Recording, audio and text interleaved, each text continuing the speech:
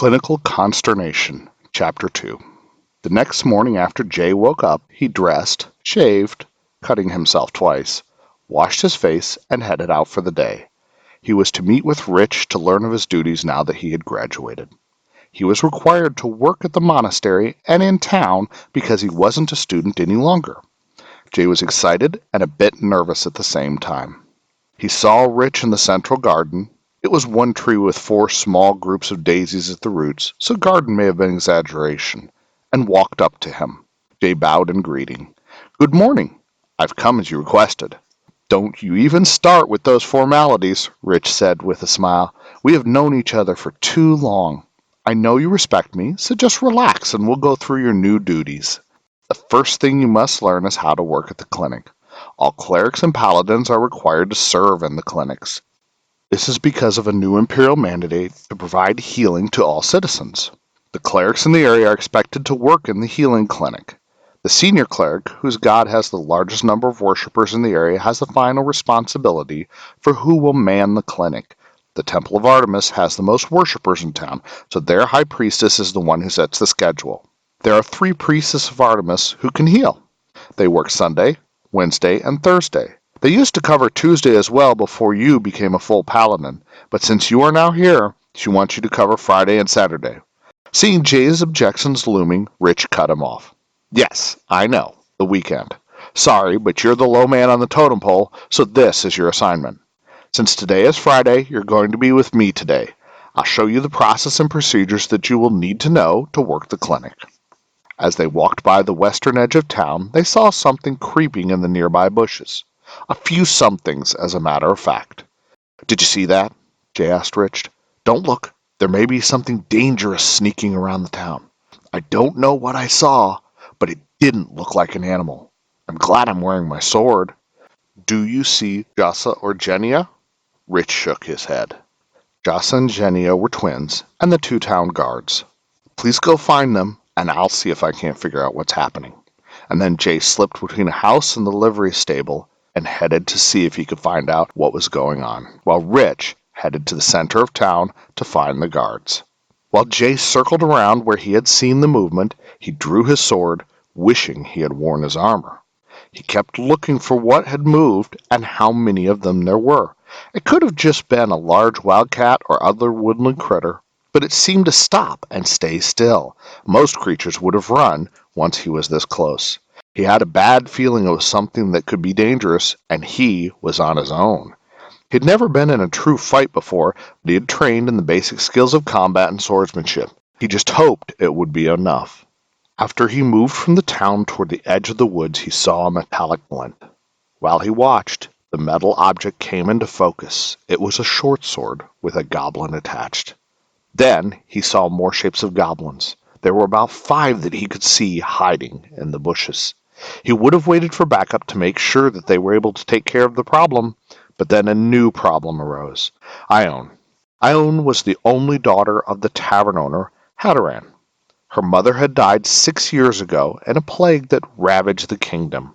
The clerics could only heal a few of the afflicted, as it required a very senior cleric to cure the disease, and there were no priests in Burleighburg who had enough faith at the time.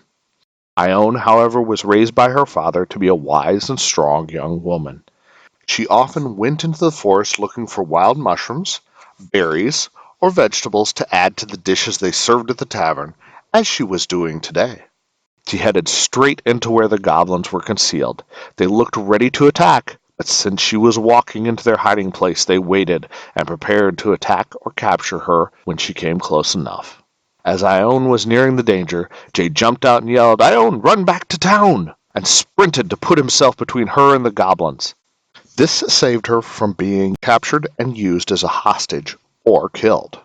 It also stole the element of surprise from the goblins. He saw that he was mistaken before. There were 9 goblins, all armed with swords. Some of them even had shields, and one wore a helm and simple goatskin armor. The goblins moved to surround Jay, operating together because they had been working together as a band for a while. They were patient and knew this basic tactic that they used against fewer opponents who may be more skilled. While the goblins moved, Jay tried to escape out of the ring or separate one of them and find a better position, but they moved with him. The humanoids dodged his attacks and didn't allow a break in their line, preventing Jay from moving out or countering their maneuver. At the same time they were dancing and moving, Jay was thrusting, but bringing his sword back before a counterattack could be mounted. The goblins were closing the circle at the same time. Jay realized that he would be killed if he didn't do something or help didn't come soon. He searched for a way out, but nothing came to him. The circle was closed, and the goblins prepared to rush and overwhelm him. It was easy for Jay to understand why C had never been caught sneaking around, because the leader of the goblins, the larger creature in the hide armor, had a sword sticking out of his chest. Everyone, including Jay, was caught by surprise. The goblins recovered quickly in spite of this, and 4 turned to face C, leaving Jay with only 4. Now that they had a second opponent, the attackers began to work their way around him. Jay had enough of their tactics and charged the goblin facing him, the goblin nearest C. Took them by surprise, and with a quick thrust he impaled the goblin through the chest, grabbing his short sword as the creature fell. Using the short sword as a defensive weapon, he blocked an attack from the goblin on his left and decapitated the monster to his right. He immediately fell to the ground and rolled on his right shoulder to avoid the blow he thought was coming from behind him. While this happened, C had pulled 2 daggers out while moving into a defensive stance. He then stood up to his full height like he was going to try to scare them or even attack. But then the scout turned and ran away at top speed. The goblins were caught flat-footed, but true to their nature and instincts, ran after him. Since C was quite fast and had surprised them, he was a good 30 paces ahead of them, and the distance was growing. The moment he heard his opponent start running, he turned around and threw both of his daggers. The first knife killed the lead goblin by piercing him through the eye. The second one hit the left goblin in the leg, causing him to fall to the ground and writhe in pain while the creature pulled the knife out. The third goblin almost made it close enough to C for an attack, but a knife sprouted out of his neck and he fell dead at C's feet. Jay had rolled forward, sprung to his feet, and whipped around to face his remaining 2 assailants. They eyed him warily, knowing that the odds had turned and they would be hard-pressed to survive, much less win. The one on the left picked up a fallen sword from their companion who had been rendered headless, then charged. He attacked, not expecting to win the fight, but trying to stay alive and block the escape for the last goblin, who is now running away. The fight only lasted a short time and ended with Jay disarming his opponent. The final goblin had, however, run away and was out of sight. While C returned with his wounded enemy on his shoulder, Jay finished tying up his defeated foe. Josa and Jenia came running up with Rich. They took away the 2 goblins to the local prison cells and locked them up. After, Rich healed the goblin's leg enough so that he wouldn't bleed to death. "I'm off to find the one that thinks he got away," said C, and he ran off in the direction the goblin left from. Strongmaul, the local lord, came jogging up with his maul in hand, ready to do battle. He relaxed when he saw the twins carting off the goblins, and Jay cleaning his sword on one of the dead goblin's clothes, then sheathing it. He looked greatly relieved when he approached Jay. "Thank you for keeping these," he gestured to the goblins, "out of our village. They could have caused no end of trouble here if we, well, really you, hadn't stopped them. C helped too. He is chasing one of them through the woods now, but I don't know if he's just following them to find the goblin and catch him, or to track him back to their den. You know, C, he'll do whatever he wants," Jay replied. "Probably should check around the village to make sure there are no other goblins who are using this fight as a distraction, or we're supposed to attack with these." "There were," Chell exclaimed from the buildings across the road, pulling a donkey in tow behind her with 2 tied-up goblins. "I put them to sleep and then tied them to this donkey, which I need to return to Farmer Jarek. He loaned Jody to me to bring these 2 creatures to the jail, but I heard the commotion here and came to see what happened. I guess the 2-pronged attack was designed to distract while something or someone was captured. I hope we stop them all. Chell, why don't you and I take a quick walk around the village just to be sure there is nothing else we might have missed, if someone can take Jody and her luggage to the jail for her?" Jay looked at Strongmaul with a large smile. Strongmaul just shook his head, took the reins, and walked off toward the town center, following the same path the twins took. Jay and Chell headed around the edge of town, going counterclockwise. They reached the battle site, then stopped and searched the bodies but found no clues or any information to indicate why the attack happened. But they did happen to find 2 copper pieces. "Oh, look, we're rich now," Chell smiled. "I can afford that villa in the mountains." "How did you defeat all of these by yourself, or did I miss that part of the story?" "You missed it. C was following them and attacked from behind when I was about to be surrounded. He killed the leader and pulled 4 off of me. I was able to use that distraction to surprise and defeat them. My heart is still pounding. I think I'm going to puke now that I've had time to pause. Yep, yep, definitely going to." And then Jay vomited. "Whew, I feel dizzy. Have you ever been in that kind of a fight? Life and death? That's really freaking me out. How come no one ever tells you about this when you're training? Does this get easier, or at least easier to deal with? What can I do? And I took lives, so many lives." It was at that moment a soft, quiet melody started playing as Chell began singing a beautiful song. It was a song that spoke of quiet, peaceful, and calm spring days. She was able to relax Jay and bring him back to a more normal state of mind. Chell played her lyre and sang for about 1 mark, helping him to calm down and be functional again. Her song was a balm to pacify his troubled mind. "Thank you. My mind was spinning so rapidly I couldn't think," said Jay. "It may have taken me a long time to recover if you hadn't been here." "I'm always happy to help with the song. Just glad you're doing better. Are you ready to return to the inspection? Ready for a walk by the woods?" Chell asked, smiling kindly. Jay smiled back, a small smile, and they returned and headed back to walk the town border. Jay asked her how she was able to capture the 2 goblins without getting hurt. She just told him that she noticed them and started playing softly around a corner. By the time she was near, they had fallen asleep.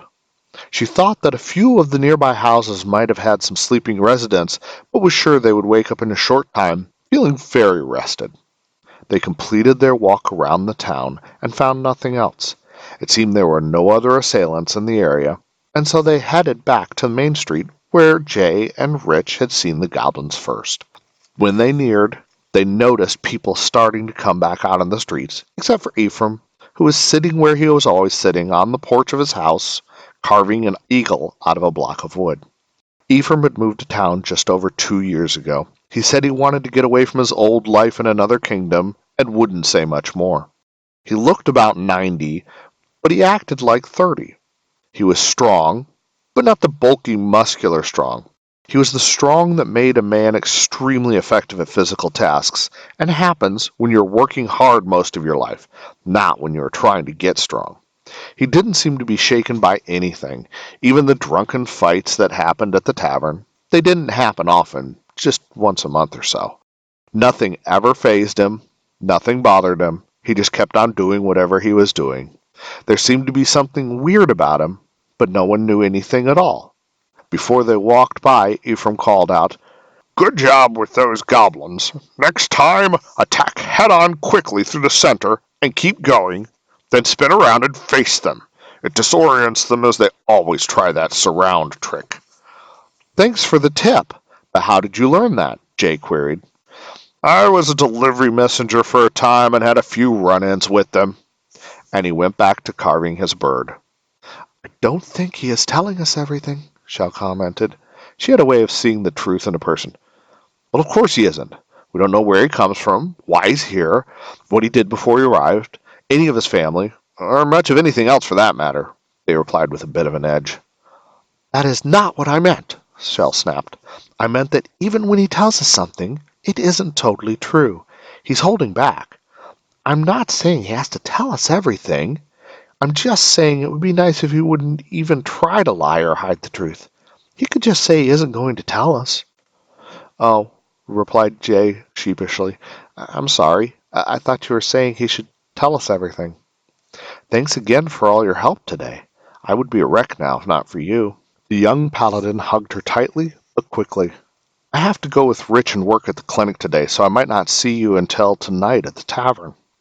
"Actually, I'll come with you. I like to play in the clinic for the folks who have been hurt or are sick.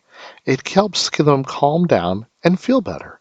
Chell seemed to be looking forward to the day at the clinic more than anyone else was. Ah, good you're back, Rich exclaimed. I was beginning to think you might have found another attack, or something worse. I'm glad you're all right. Does that include me? C smiled as he slipped out from the woods. I didn't catch him. A hill giant crossed my path and it took me a mark to evade it. Although they aren't usually smart, they can smell fairly well, and he tried to follow me. I found a fresh trail where a deer had passed a short time ago and went back there. He went after the deer, but by then I had lost the goblin's trail, so I came back here. Well, I guess it's a mystery, but not necessarily for us. We must go to the clinic, Rich replied. And yes, C, I am glad you are all right. Okay, C, we'll see you tonight at the tavern when we're done at the clinic, said Jay. Thanks for trying to catch him. I just wish we could talk to the goblins and find out what they were ordered to do. Oh well, that will need to wait, since we must go to the clinic now.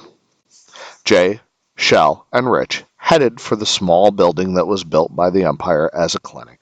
It was made of wood and had 2 rooms, one for the patients to wait in, and one for the priest to help the hurt and sick in privacy. There were already 2 people waiting for healers to help them. Both were minor aches and cuts, but all were entitled to be treated per the Imperial command. It seemed that since there was free care, those who normally would have taken care of their own wounds and illnesses now came to the clinic. It was one of the negative and unintended side effects of the Emperor's kindness. The previous week a man almost lost his leg because the small cuts and hurts had drained the priestess on duty so much she couldn't cast the spell needed to heal the huge gash the man had received while cutting firewood. The priestess had to ask for assistance from the nearest cleric, who rushed over to assist. Rich invited the first patient into the back, an elderly man who had a bad cough. He examined him, felt his head, took his temperature, then gave the old man a small vial of blue-green, thick liquid, and told him to use 1 small spoonful when he arrived home and just before bed tonight.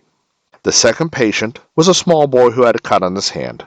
The boy's mother was with him, and Rich washed the child's hand, then wrapped it with a cloth bandage. The mother was rather indignant that they didn't just heal his hand with a spell, and Rich explained that spells were saved for large emergencies and hurts that wouldn't heal properly by themselves. When the mother and child had left, Rich explained fully to Jay that although it was easy to heal those by prayer magic, it was best not to encourage the use of clinics by those who could take care of themselves. Don't do by magic what will happen naturally, and don't ever pander to an insistent parent because they all think their child's hurt or sickness is the worst ever and the poor child will die, the priest admonished. Rich also took Jay through all the bottles and salves that were on the shelves and told him what everything was and what it did. The top row was for cuts and physical damage. They could close skin, stop infection, reduce or remove bruising, lessen swelling, even remove scars.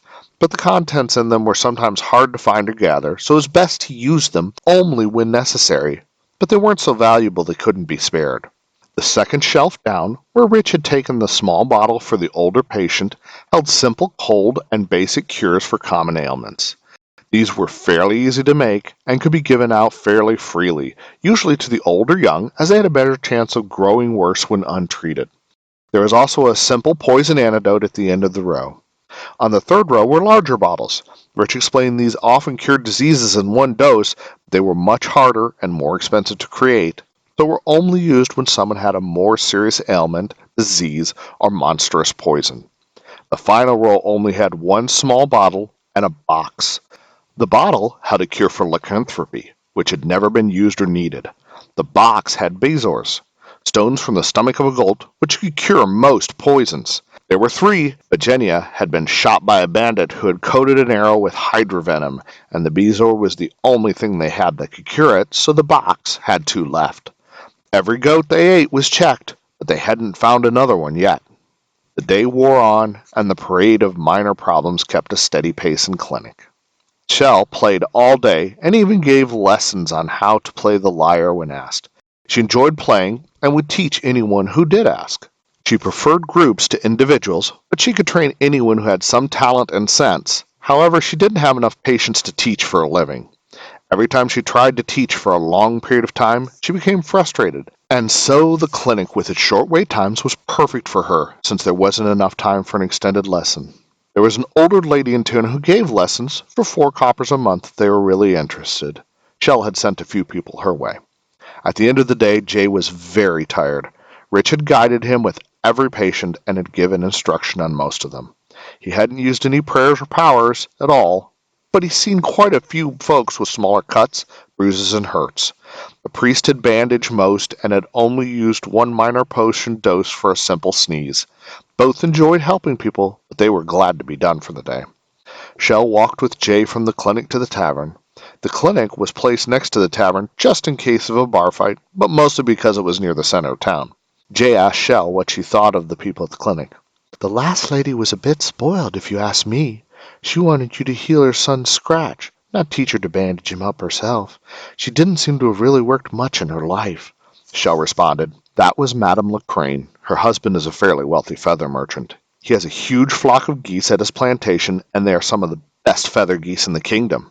He also has many of the townsfolk working for him as feather gatherers and pillow, coat, or mattress makers. It would be fair to say he employs about half the town, said Jay. I heard that he met his wife in a different empire altogether, and she was from some baron's family.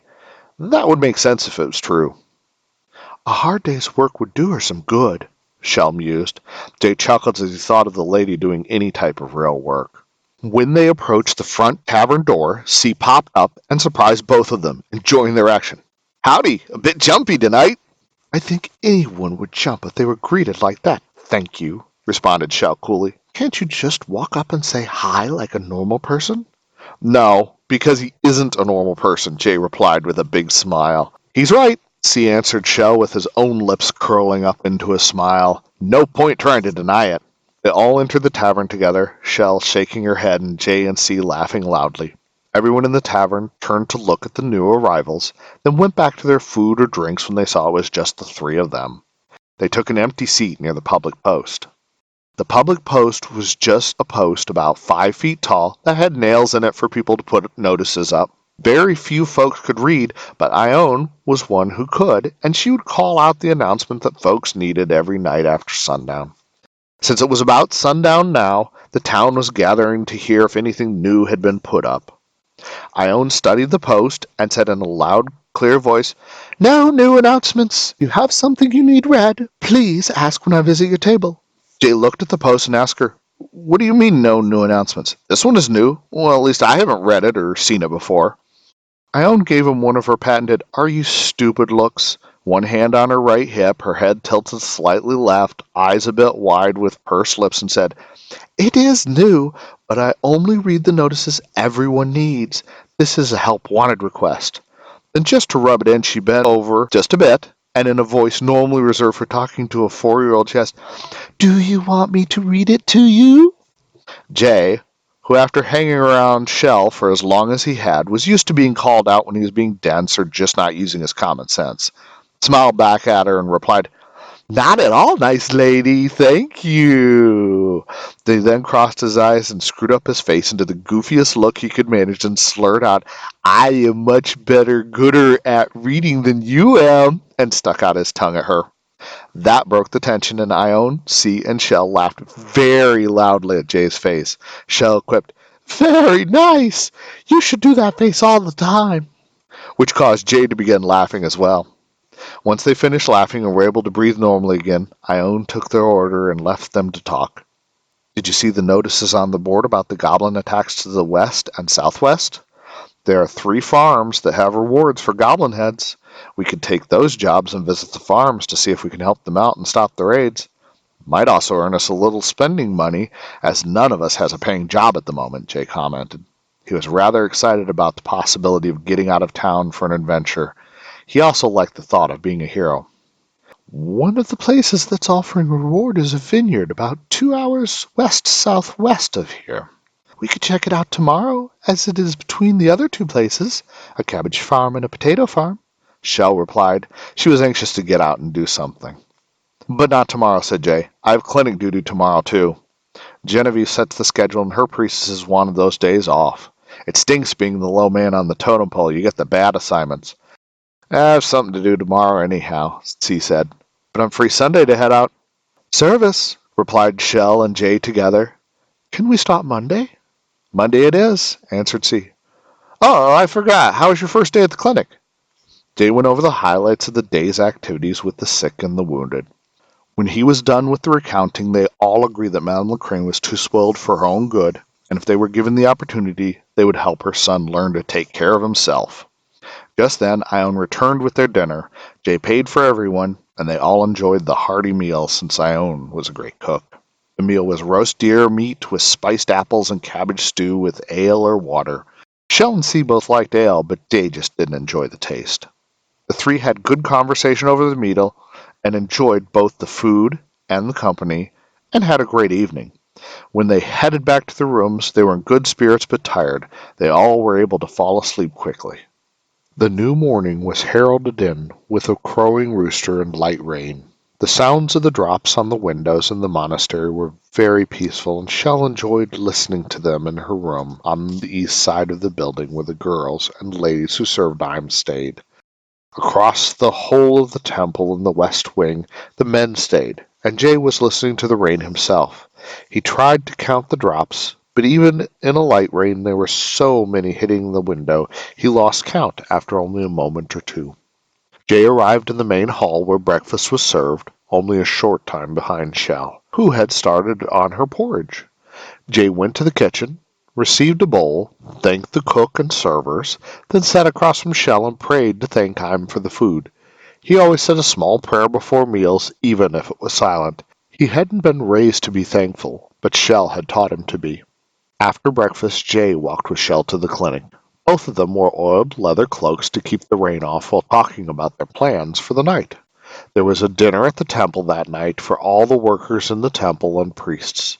The few worshippers of Ime had planned to give this as a gift for all the clergy did for them and the community. As Jay stepped into the clinic, he was greeted by a mother with an older child holding his arm and blood gushing out of a very deep gash. He seemed somewhat delirious, and his mother said he was working in the woods that morning, clearing out underbrush with his brother, when his brother's scythe head flew off and hit him in the arm. They just arrived and were about to look for a priest when Jay and Chell walked in. Chell immediately played some music to calm the mother, and Jay laid hands on the boy to stop the bleeding. Almost as soon as Jay had prayed, the young man's arm healed up and only left a small red line in his skin where the cut had been. The mother thanked them both profusely, and she and her son headed out back to their farm. Jay and Chell were left alone in the clinic, so they started talking about one night a month ago when they were stuck together cleaning the kitchen in the monastery. Most of the night was the two of them scrubbing alone, with only Rich checking in on them every so often. They both felt it was one of their best memories while doing chores. They had spent the better part of 2 gloads remembering, talking, and cleaning the clinic when the next patient entered. It was Ione, who'd burned her arm while building a fire in the stove at the inn for the evening's dinner. It had caught her sleeve on fire, and she was blistered from her fingers to their elbow. She was in tears, and both Jay and Chell winced when she showed it to them after removing the ice water-soaked rag she had wrapped it in. Jay guided her into the exam room and pulled a large flask off the highest shelf. This was for burns and simple skin irritations. It was simple to find the ingredients for and not too hard to make. He opened the bottle, poured a small but ample amount on the cloth she had brought, and gently dabbed it onto her arm and hand. The burn faded away within a few moments of being covered by the ointment, and only 2 spots, where the burn was the worst, showed just a tinge of pink at all when the treatment was done. "Thank you so much!" exclaimed Ione. "I was going to have a rough night if you hadn't been able to do that. There even might have been a few hungry stomachs mad at you for not healing me," she teased. "You're welcome. Please don't come back," replied Jay with a smile. Ione looked at him with a bit of a hurt, bewildered look on her face until a smile told her what he was really trying to say. Ione yelled, "I hope not to," trotting back to the tavern. Chell looked at Jay with a somewhat stern look and said, "That might have been taken the wrong way, you know. You should be more careful what you say." Jay thought about it for a minute and said, "Maybe, but Ione knows me well enough to understand, and she seemed to take it the right way." "Fair enough, but you should still be a bit more guarded with your tongue. It could cause trouble." Jay nodded and returned to cleaning the potion bottles and shelves as Chell tried to work out a tune she'd been trying to learn from a new popular song. Sometimes it bothered Jay to listen as Chell practiced, since she would play the same bit of music over and over and over until she was happy with the way it sounded. She would practice until she could play it perfectly. However, it was exactly her obsessive perfectionism that also made her a wonderful friend. If you needed some help from her, it would be the best help you could receive anywhere. The day continued fairly slowly with a few cuts and bruises, one cough, and an apprentice blacksmith who had a crushed finger. All were treated without magic and sent back to their respective homes. As the sun went down, they were about to close up when four men staggered in with some pretty hefty cuts. The least heard of them explained that they were transporting a wagon of wine from a nearby vineyard to the capital, and a band of goblins had attacked them, stole their wine, and sent them on their way with a damaged wagon, all their wounds, and their two horses. Horses won't normally stay near goblins without going wild and kicking everything around them. Jay had used healing salve on the most severe cuts and bandaged the other wounds until they were all resting in the clinic.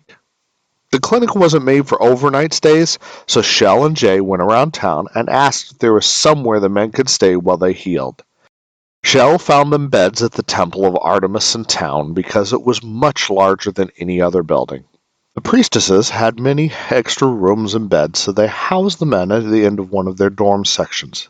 They didn't normally allow men to stay in their temple, but they did make exceptions for the wounded and the ill.